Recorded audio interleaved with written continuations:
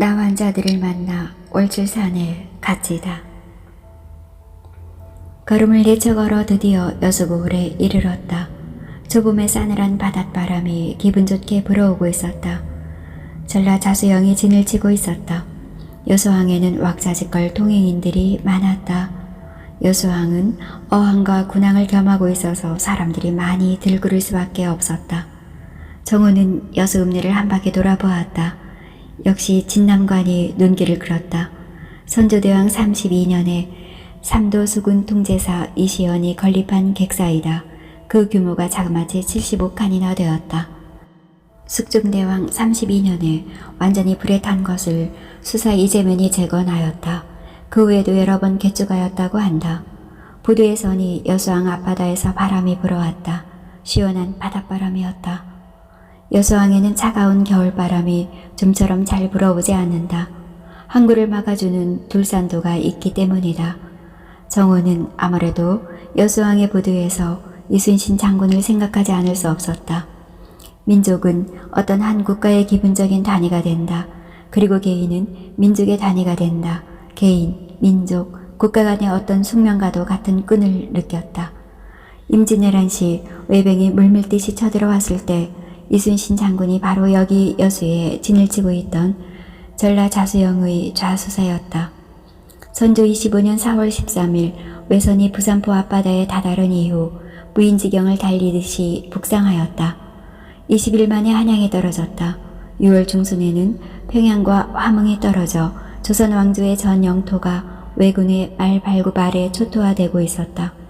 그것은 너무나 허무한 일이었다. 불과 20여일 만에 그 오랜 역사의 조선 왕조가 야만의 왜군에게 그렇게도 무참하게 유린되다니. 그러나 바다에서는 달랐다. 이순신 때문이었다. 대왜군 내습의 급보가 이순신의 여수 자수영에 당도한 것은 왜군이 부산포에 닿은 후 이틀 만이었다. 이순신은 침착하게 군사를 모았다. 그는 경상 우수사 원균 휘하의 병선 몇 척의 도움을 얻어 1차 출격을 했다. 2차 출격에는 전라 우수사 이혁기 휘하의 병선 몇 척을 지원받았다. 그는 이 1, 2차 출격을 통해 옥포, 당항포, 사천, 율포 등지에서 적선 79척을 격파했다. 처음으로 왜군에게 패전의 쓰라림을 안겨준 것이다. 이순신 장군의 제3차 회전이 그 유명한 한산도 대첩이다. 이 해전에 처음으로 거북선이 등장했다. 이 거북선을 왜수군의 사령관인 협판은 자신의 전투기인 협판 4기에서 적의 병선 중에서도 특히 맹선 2척이 맹렬한 기세로 달려와서 우리들의 병선을 종횡무진으로 공격해왔다고 기술하고 있다. 이 1, 2, 3차 해전으로 이순신은 삼도수군 통제사가 되었다. 그는 선조 26년 7월에 한산도의 삼도수군 통제사형으로 옮겨 3년 3개월간 재직한다. 임진왜란은 장기전으로 돌입했다. 일진일퇴를 거듭하는 사이 명나라와의 사이에 휴전회담이 진행되었다. 한산도의 이순신에게도 적선을 공격하지 말라는 명령이 시달된다. 그 사이 한산도에서의 이순신의 생활은 고독과 고통 그리고 우려의 세월이었다. 그러다가 그는 모함을 받고 영호의 몸이 된다. 정유재란이 일어나 칠전량 전투에서 이대 삼도수군 통제사 원균, 전라도 우수사 이혁기, 충청수사 최호가 전사한다. 이순신은 방면되었고 도원수 권율휘하에서 백의 종군하게 된다. 그는 도원수의 진지인 투계로 가는 길에 아산에서 모친상을 당한다. 그는 공주에서 남원으로 빠졌다. 남원에서 구례로 내려갔다. 한도리가 을련이의 약재를 구하기 위해서 갔던 바로 그 길이다. 구례에서 이순신은 순천으로 빠져 하동으로 넘어갔다.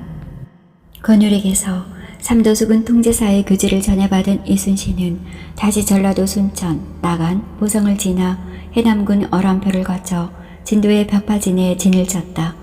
진도의 벽파진이 바로 삼도수군 통제영이 된 것이다. 그 막강하던 조선의 수군은 완전히 패멸되어 버렸고 이순신 휘하의 12척이 전부였다. 그는 여기 명랑해전에서 기적의 승리를 거둔다. 풍신수글이 죽은 것이 선조 31년 8월이었다. 이순신 장군이 노량해전에서 전사한 날이 선조 31년 11월 15일이었다. 순천에 주둔하고 있던 소서행장 군의 태갑을 저지하다가 전사했다.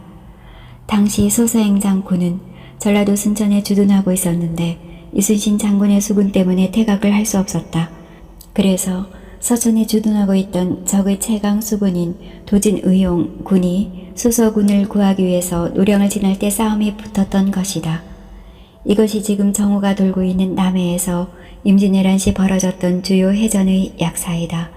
정오에게는 이들 수군과 이순신의 움직임이 어떤 회로를 통해서 이루어졌나가 관심사였다.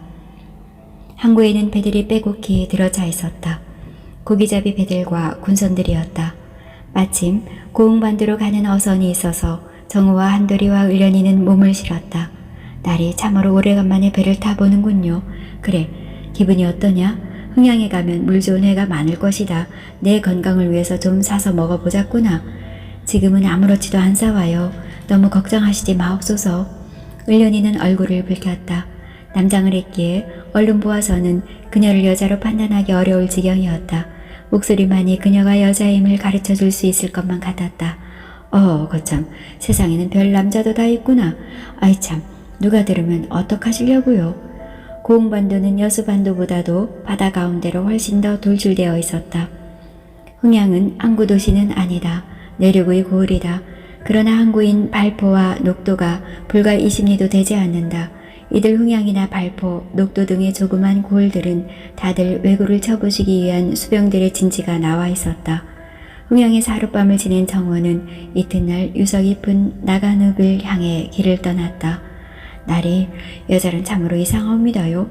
괜히 기분이 좋고 걸음이 바람처럼 가볍게만 느껴집니다요. 이게 모두 다 을련이 아주머니가 옆에 계시기 때문이 아닐까요? 그 녀석, 을련이는 너무나 특이한 여자다. 그러니까 내가 이렇게 데리고 다니는 것이다. 다른 여자 같으면 어림도 없는 일이다. 을련이는 그냥 여자로 보기에는 어려운 여자이다. 그러면 남자인가요? 남장을 했으니 남자일 수도 있지. 한돌이는 정우의 마음을 헤아릴 길이 없어서 입을 다물었다.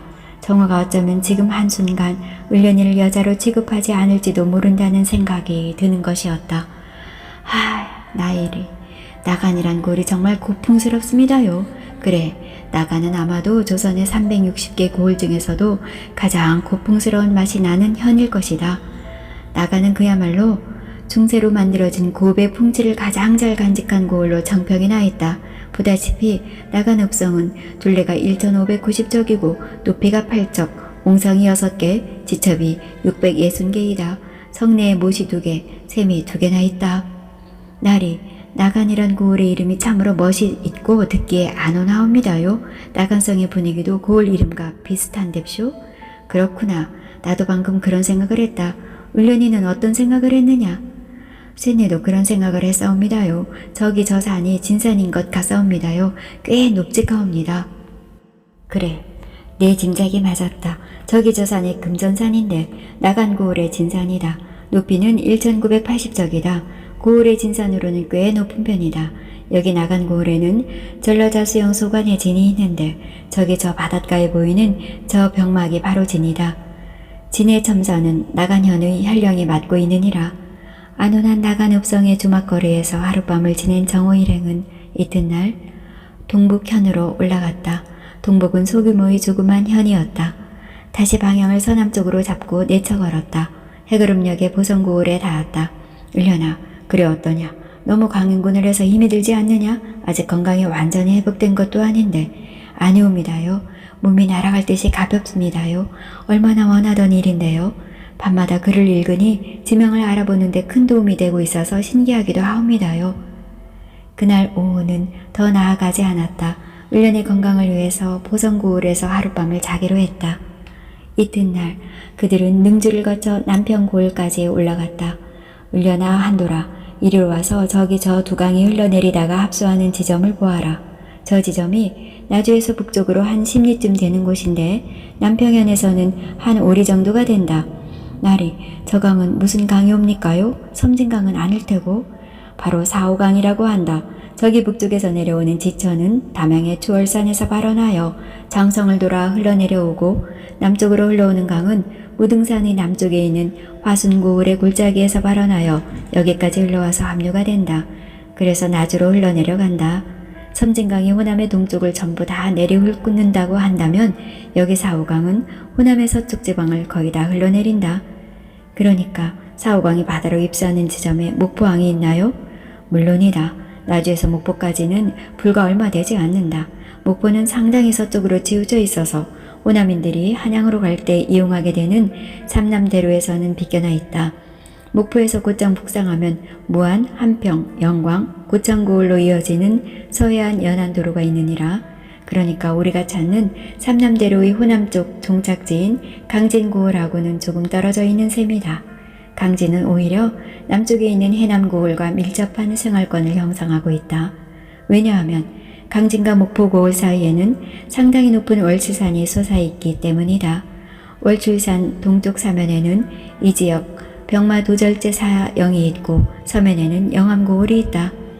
남편고을에서 사호강의 압수 지점을 바라보면서 하룻밤을 잔 정호 일행은 이튿날 구봉산을 넘어 장흥고을로 왔다.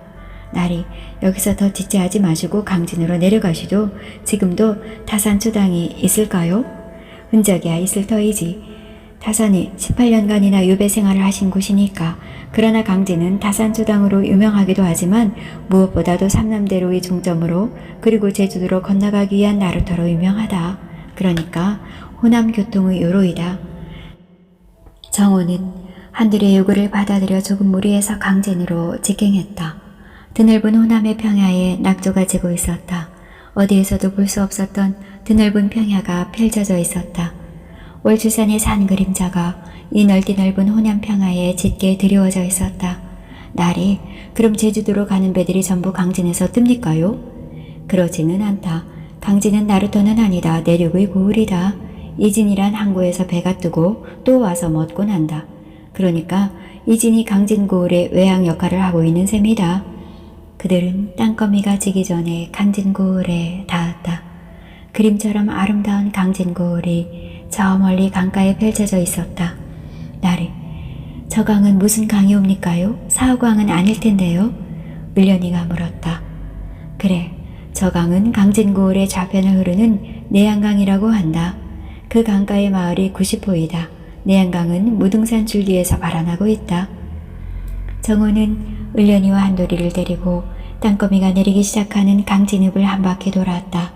남도의 짙은 풀냄새와 곡식 냄새가 이구장 특유의 물냄새에 섞여 코를 찔렀다. 나리, 강진고을이 왜 남부 호남의 교통요지인지 말씀해 주옵소서. 그래, 좋은 질문이다. 을련이의 총명이 다시 살아나는 것 같구나. 강진은 지금까지 말한 대로 제주도행 배가 뜨는 곳이고 또 월출산 아래 남부 호남의 병마절도사영이 있고 서부 호남의 기착지인 목포항에 가깝고 그뿐만이 아니라 외항인 이진항이 동쪽으로 완도와 마주보고 있을 뿐만 아니라 남쪽으로 조금만 가면 해남이 나오는데 해남에는 서쪽으로 조금만 더 가면 호남에서는 드물게 삼지원이 있느니라. 원이 호남에는 아주 드물다. 삼지원을 지나 조금만 가면 아주 가느다란 반도의 끝에 바로 전라우수영이 있느니라. 그리고 바로 이 삼지원에서 우리 조선 땅에서는 제주도 다음으로 큰 섬인 진도로 들어가는 뱃길이 열려있다. 그러니까 삼지원은 전라우수영과 진도 뱃길 때문에 생긴 역촌이라고 할 수 있느니라. 이제 좀 알아듣겠느냐? 나리, 다만 신청하고 오묘할 뿐이옵니다요. 고을과 고을에도 그 나름대로의 생명이 있고 힘이 있고 지성이 있는 것만 같사옵니다요. 정호는 강진 주막거리에 짐을 풀고 이틀을 묵었다. 그는 을련의 건강에 각별히 주의를 하는 듯 했다.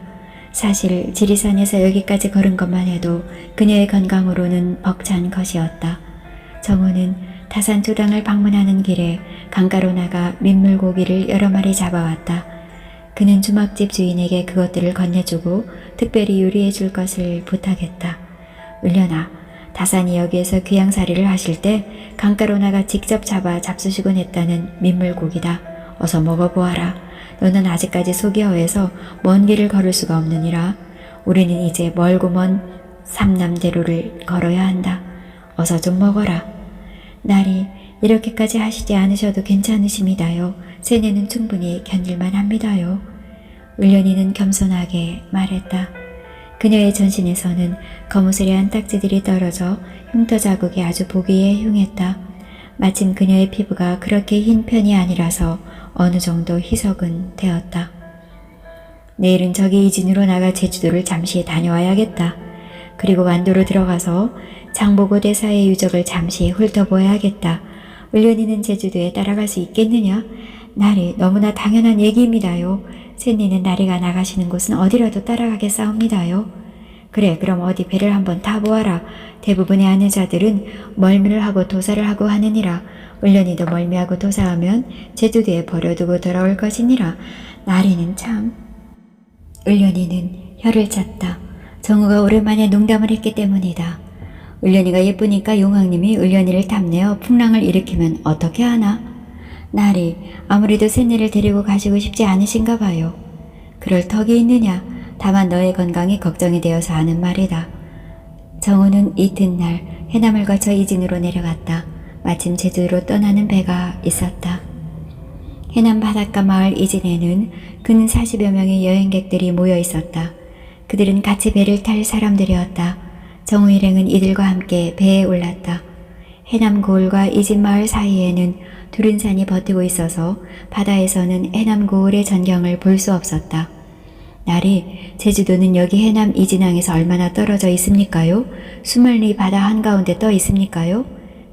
그렇지 않다. 그 거리를 정확히 재어본 기록은 없다. 그러나 일반적으로 해남에서 제주도의 제주성까지의 거리를 200리로 보고 있다.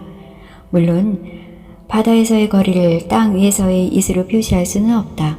왜냐하면 두 곳에서는 교통기관이 같을 수 없기 때문이다. 그러나 단순한 의미에서의 거리만을 생각할 때 해남에서 제주성까지는 200리로 보는 견해가 많으니라. 한항에서 전안까지의 거리에 해당한다. 나리, 그러면 일수로는 며칠이 걸릴까요? 그거야말로 단정할 수 없다. 왜냐하면 이 배는 바람으로 가고 있기 때문이다. 바람의 상태에 따라 배의 속도는 아주 달라질 수밖에 없다. 일반적으로 사나흘은 좋게 걸린다고 보아야 한다. 한돌이는 아득하게만 느껴지던 제주도의 모습이 눈앞에 떠오르는 것만 같았다. 자신이 말로만 듣던 제주도를 가보게 되다니 정말로 꿈같이만 생각되었다. 그런 감격이야 을련이도 마찬가지였다. 그녀는 얼굴을 가능하다면 숙이고 다녔다. 흉터 자국이 얼굴 여기저기에 남아있어서 인상이 여자처럼 곱게만 보이지는 않았다. 그 점이 오히려 그녀에게는 다행이었다. 그녀는 갑판에 앉아 줄곧 책을 읽었다. 한돌아, 을련아, 저기 저 섬이 노아도이고 그 앞에 섬이 보길도이다. 이 섬들을 지나치지 않고서는 제주도에 갈 수 없다. 보길도에는 고산 윤선도의 유적이 남아있느니라. 고산 윤선도가 제주도에 가는 길에 이 섬을 보고서 너무나 아름다워 그만 이 섬에 정착하여 살았다고 한다. 어부사시사와 오우가 등 그의 절창은 다들 보길도의 빼어난 경관을 읊은 것이다. 위도와 보길도를 지날 때만 해도 하늘에는 구름 한 점 없었으나 보길도가 수평선 아래로 사라지면서 하늘에는 구름이 덮이고 해풍이 거세게 불기 시작했다. 선체가 기우뚱거리기 시작했다. 조금 있으니 비까지 내렸다. 파도가 거칠게 일었다. 선실이 따로 있는 그런 큰 배가 아니었다. 승객들은 그냥 비를 맞고 앉아 있을 수밖에 없었다. 그것은 흔히 볼 수 있는 범선이었다. 안 되겠소이다. 회항을 합시다 그려. 승객 한 사람의 소리를 쳤다. 여보시오. 지금 여기가 어딘데 회항을 한단 말이오. 위도와 보길도를 지나 얼마 있지 않아 추자도에 이릅니다. 이 정도 파도에 해항을 하면 제주도는 평생에 가볼 수 없을게요. 너무 겁을 먹지 마시오. 파도가 세어지면 키를 잘 잡는 것이 무엇보다 중요한데 어떠시오? 내가 보기로는 신통찮은 것 같소이다. 이 양반은 어찌 그런 소리를 다 하시오. 배가 뒤집어진 것도 아닌데. 지우선을 쓰시든지 도롱이를 걸치시든지 다들 수단껏 비를 피하시오. 배는 우리한테 맡기시고 그 대신 지금 앉은 그 자리에서 몸을 옮기지는 마시오. 배가 균형을 잡지 못하면 뒤집고 맙니다. 배 위에는 어느 순간 사람들의 말이 사라졌다. 다만 파도와 바람과의 싸움만이 자잘하게 전개될 뿐이었다. 추자도를 지났다. 어디선가 이런 목소리가 들려왔다. 승선한 사람들은 다들 늦었지만 육지로의 회항을 요구하는 듯한 눈치였다. 그러나 지금은 이미 늦어져 버렸다. 추자도까지 지났으니 이제는 제주도를 향해 앞으로 나아가는 수밖에 없었다. 이상하다. 아직 태풍이 불어올 초렴도 아닌데 어찌 이런 바람이 불어오고 비까지 내리는 것일까? 어디선가 사람들이 수군덕거리기 시작했다. 선내에 남장한 여자가 있다. 어디선가 이런 말이 퍼지기 시작했다. 참으로 곡할 노릇이었다. 사람들은 을련이가 남장 여인임을 알아보았던 것이다. 고려와 조선을 통해 그 백성들의 의식을 지배한 것은 합리와 이성이 아니라 도참설과 비기였다고 해도 과언이 아니다. 그래서 여자를 배에 태우면 재난이 있다는 말이 있어 왔고 특히 남장 여인은 절대 금물이었다. 정우가 우려했던 일이 지금 막 벌어지고 있었다. 그 남장 여인을 바다에 쳐넣어라. 그러지 않으면 여기 40명 승선인들이 다 바다에 빠져 죽게 된다. 이런 얘기가 배 안에 퍼지기 시작했다. 여기 남장 여인이 있으면 어서 나오시오. 뱃사람이 소리쳤다. 어서 나오시오. 배가 바다에 처박히는 꼴을 보고 싶소. 사람들의 시선이 을련에게로 쏠렸다. 정우가 그렇게도 제주도행을 말리던 이유를 알만했다. 을련이는 정우와 한돌이의 등판에 얼굴을 숨기고 있었다. 어서 나오시오. 나가면 어떡할 작정이시오? 정우의 목소리가 쩌렁 울렸다. 그것은 거친 폭풍우를 뚫고 거칠게 들렸다. 기세가 대단했다. 듣는 이의 간담을 쥐어 흔들기에 부족함이 없었다. 저기 추자도로 뗏목에 태워보내거나 아니면 바닷속으로 쳐 넣겠다는 말이오. 좌우간에 어서 나오시오. 말도 안 되는 소리 하지 마라. 여기 폭풍우가 치는 것은 흔히 있을 수 있는 기상의 변화다. 이 배 위에는 남장 여자가 있지도 않고 또 있다고 하더라도 그 사람하고 폭풍우는 아무런 관련도 없다. 그때의 소리를 하는 놈은 죽여버리겠다. 어느 틈엔가 정우는 시퍼런 환도를 빼어들고 있었다. 그 대신 이 배는 내가 책임지고 안전하게 운항을 하겠다. 내가 책임지겠다. 여북의 젊은이 이 칼을 받아주어라. 그래서 괜히 설치거나 우왕좌왕하는 사람은 누구를 먹는다고 베어버려라. 길을 나에게 넘겨라. 정호는 환도를 한돌에게 넘기고 자신 뱃머리로 나가 길을 잡았다. 배는 순식간에 폭풍우를 헤치고 아주 미끄럽게 나아갔다. 아이고, 이게 어찌 된 건가? 귀신 같은 사람일세. 저 사람이 귀신인가 사람인가? 사람들은 한마디씩 했다. 보아하니 중대가리를 하고 있는데 무슨 요순 같구먼. 잘못 건드렸다가는 부처님한테 저주를 받게 될 걸세. 저기 칼든 놈하고 저기 남장 여인 같은 사람하고는 한 패거리인데 보아하니 살기가 도는구먼. 대단한 사람들이야. 저것 좀 보라고. 저렇게 길을 능수능란하게 움직이다니 귀신 같구먼. 바닷가에서 고기잡이를 30년이나 해먹고 살아왔지만 저런 기잡이는 처음이야. 그리고 배가 왜 이렇게 빨리 달리나? 무슨 쏜살 같구나. 온 밤을 그렇게 지냈다. 여명의 수평선을 적시면서 바다는 쥐 죽은 듯이 고요해졌다. 사람들은 죽음의 공포에서 벗어났다. 한두 사람씩 정호에게 인사를 건네기 시작했다.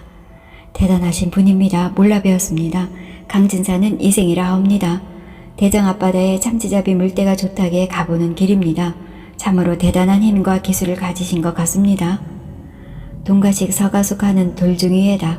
조금 소란을 핀 것을 용서하시오. 부처님의 소승에게 그런 행위를 주문하셨소이다. 그래서 소승도 어쩔 수 없이 그렇게 나서고 말았소이다. 정호는 제법 자신을 종교적으로 신비화했다. 그래야만 통한다는 사실을 그는 잘 간파하고 있었다. 우리 조선민족은 이런 종교적인 어떤 불가사의한 일에 대단히 유약한 것이다. 그것을 이론적으로 논리적으로 분석하려고 하지 않는다. 감성으로 그것을 일거에 받아들이는 것이다. 승선인들은 다들 정호가 계속해서 길을 잡아주기를 바랐다. 정호는 그들의 원대로 했다. 배는 훨씬 속력이 붙었고 안정을 찾았다. 참으로 신기한 노릇이었다. 배는 하룻밤을 더 달려 다음날 아침에 제수성에 무사히 입항했다.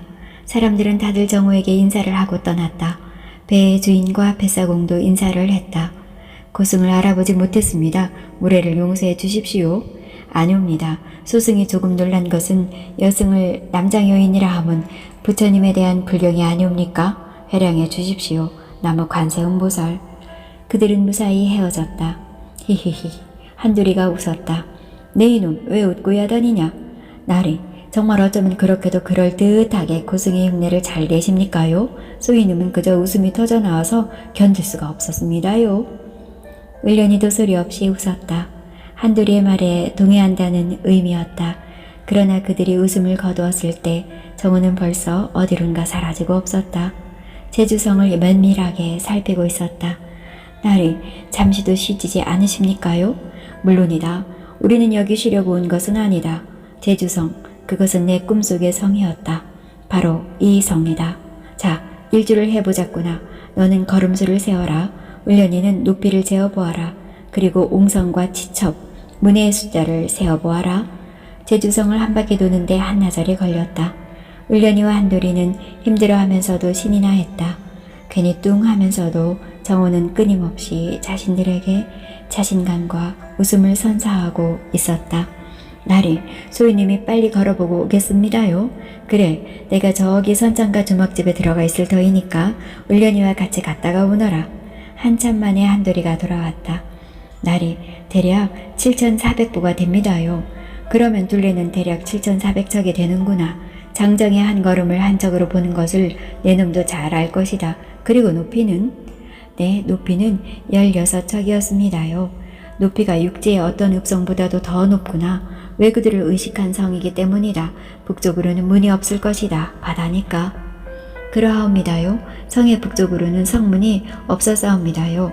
동서남쪽으로 성문이 있었어요. 그리고 동남과 북동쪽으로 수구문이 있었습니다요. 그래, 원래 제주성에는 물이 없었다. 그러다가 동물을 퇴축할 때에 가락천과 산저천을 성 안으로 들였느니라. 그런데 날이 성문에는 이상하게 생겨먹은 해태의 눈을 한 영감쟁이 돌상이 서로 마주보고 서 있었습니다요. 그게 바로 돌하르방이라는 것이다. 그것이 아마도 제주성 성문에 28개가 서 있을 것이다. 그리고 다른 두 읍성인 대정읍에 12개, 정의읍에 12개, 도합 52개가 서 있을 것이다. 제주도에는 읍성으로 둘러쳐진 읍이 3개가 있는데 곧바로 제주읍과 대정읍, 정의읍 등 3고을 뿐이다. 돌하루방은 읍성의 성문에만 서 있다고 한다. 대정읍과 정의읍은 어디쯤 있사옵니까요? 대정읍은 섬의 서남쪽에, 정의읍은 섬의 동남쪽에 자리 잡고 있느니라. 곧 우리가 가게 될 것이다. 그들은 제주 읍내로 들어가 주막집에 여장을 풀었다.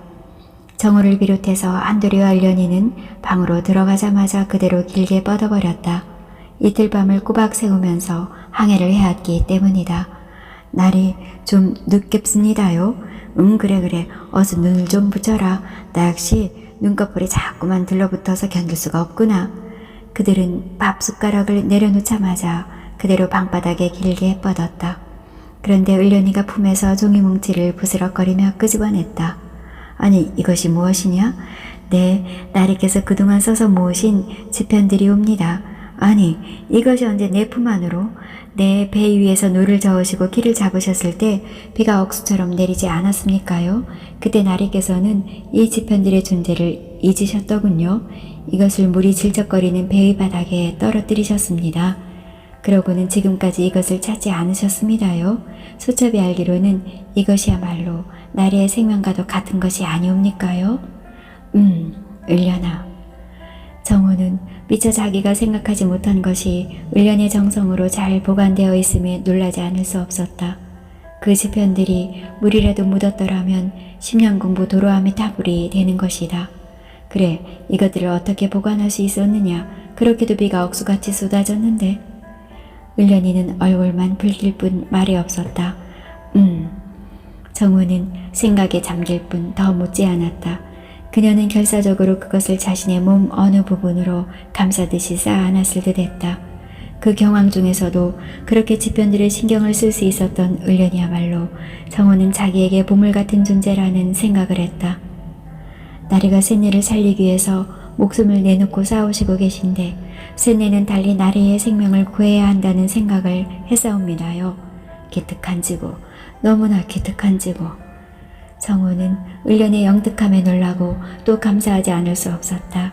한지의 먹으로 쓴 내용들이라 조금이라도 물이 묻으면 글씨를 알아볼 수 없게 되는 것이다. 이튿날 정우는 제주 성내를 둘러보았다. 제주는 역시 섬이라 마실 물을 구하는 것이 큰 문제였다. 제주읍은 원래가 읍성 안에 샘이 없어서 여러 가지 곤란을 겪었다.